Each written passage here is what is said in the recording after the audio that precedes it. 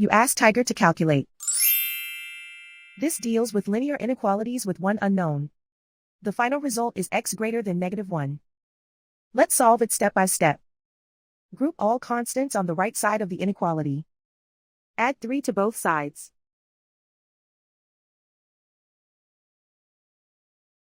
Simplify the arithmetic.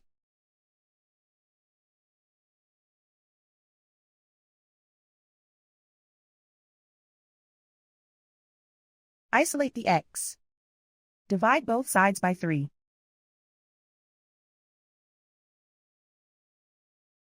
Simplify the fraction.